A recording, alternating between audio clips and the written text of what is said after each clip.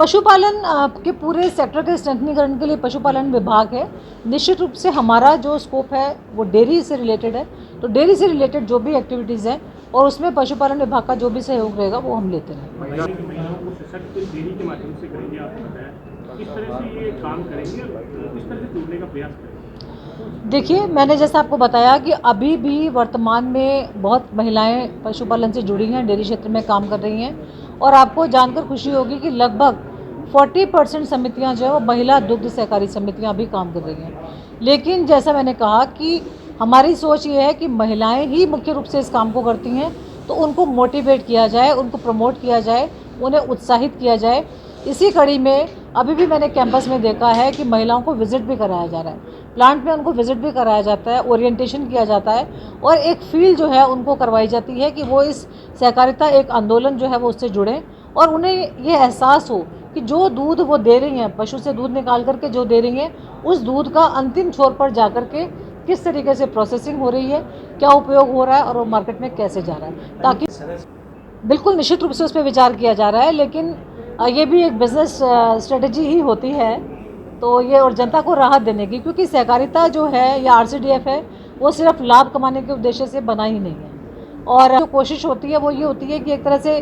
No profit no loss ना कहें तो कम से कम ये हो कि मिनिमम मार्जिन पे काम करें। तो जब तक हम सर्वाइव कर पाएंगे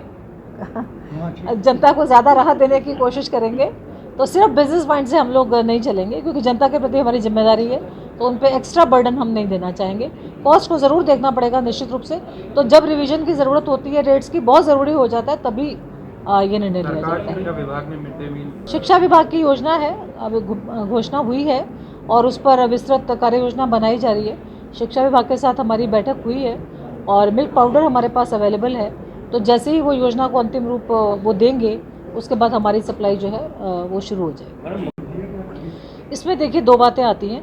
क्योंकि ये सारे तथ्य और जो परिस्थितियाँ वो सबके सामने हैं, इसीलिए आप देखेंगे कि पिछले दिनों में ही जो सपोर्ट प्राइस थी दूध की, जिस रेट पर हम दूध खरीदते हैं वो हमने बढ़ा दिया,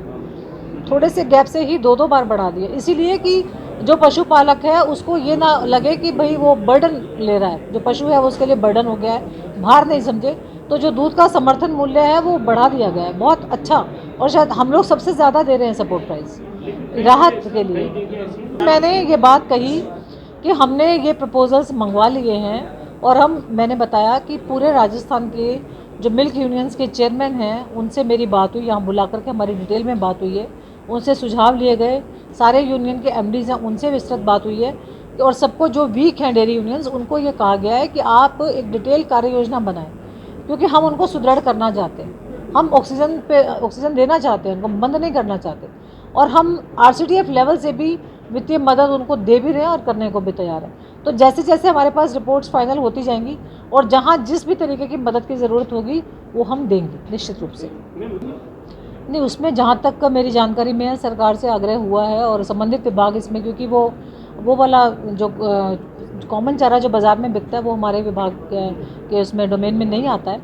लेकिन जहाँ तक हमारे जो प्लांट्स हैं उन पर तो 200% गुणवत्ता सुनिश्चित की जाती है। हाईटेक लैब्स में उनका पूरा टेस्टिंग होती है, रॉ मटेरियल की भी, और जो एंड प्रोडक्ट बनता है जाता है बाज़ार में बिकने पशु आहार उसकी भी, और बाकी पर भी सरकार इस पर गंभीरता से विचार कर रही है, इतना मुझे पता है। डेयरी सेक्टर में काफ़ी निश्चित रूप से 488 पदों पे नियुक्तियां हुई हैं, बहुत लोगों ने ज्वाइन कर लिया है, फाइनल रिपोर्ट अपडेट हो रही है पूरे ज़िलों से, और आगे 656 नई भर्तियों का भी स्वीकृति मिल चुकी है, उसकी प्रक्रिया भी शुरू की जा रही है। पिछली रिपोर्ट्स लेने के बाद कुछ पदों पर कुछ लोगों ने जैसे ज्वाइन नहीं किया, तो वो जो पोजीशन अपडेट करके जल्दी ही इस पर कार्रवाई शुरू होगी। आज मैंने अजमेर डेयरी के नए प्लांट का निरीक्षण किया है और ये मेरी फील्ड विजिट जो थी बहुत ही अच्छी रही, क्योंकि जो एक आधुनिकतम तकनीक है और उसका किस तरीके से बेहतर इस्तेमाल हो सकता है और आम जन को कैसे राहत दी जा सकती है, उसका एक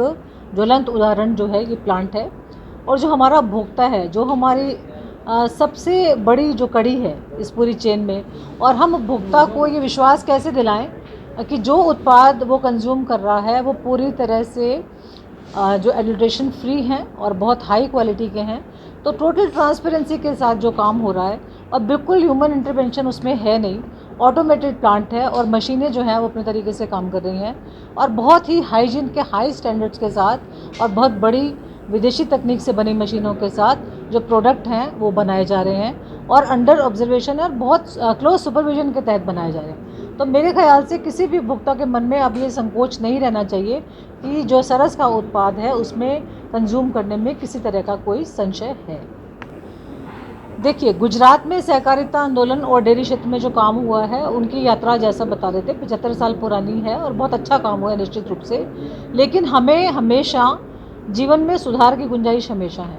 और जो उनका अनुभव है उनसे भी हम सीखने की कोशिश कर रहे हैं और जितनी तरक्की उन्होंने की है तो ऐसी क्या चीज़ें रही हैं या कोई कमियां रही हैं या हमारे नेटवर्किंग और रीच में कुछ कमियां रही हैं तो उसको हम सुधारने की कोशिश कर रहे हैं। मैं जो आपको बता रही थी कि जो हमारी रीच है गांव-गांव तक हम अपनी पहुंच बढ़ाना चाहते हैं। हमारा ध्येय ये है इस वक्त, निश्चित रूप से ये बिज़नेस एक्टिविटी है तो एक हेल्दी कंपटीशन तो हमें रखना ही होगा और हमारा पर्पस जो है और काम करने का तरीका ये रहेगा कि जहाँ भी गांव में दूध है वो दूध RCDF को दिया जाए, सहकारी समितियों को दिया जाए। प्राइवेट डेयरी के साथ निश्चित रूप से हमारा कंपटीशन है, लेकिन हमारी पकड़ इतनी मजबूत होनी चाहिए कि जो किसान पशुपालक है उसके मन में ये बिल्कुल भरोसा हो कि मुझे भुगतान जो है समय पर मिल रहा है, किसी तरह की कोई परेशानी नहीं हो रही और मुझे जो अपना जो भी एक्स्ट्रा मिल्क है, दूध है, वो मुझे सहकारी समिति को ही देना है। तो हम अपनी रीच बढ़ा रहे हैं, महिलाओं को इससे ज़्यादा जोड़ रहे हैं और एक क्लोज नेटवर्किंग हम बिल्ड करने की कोशिश कर रहे हैं।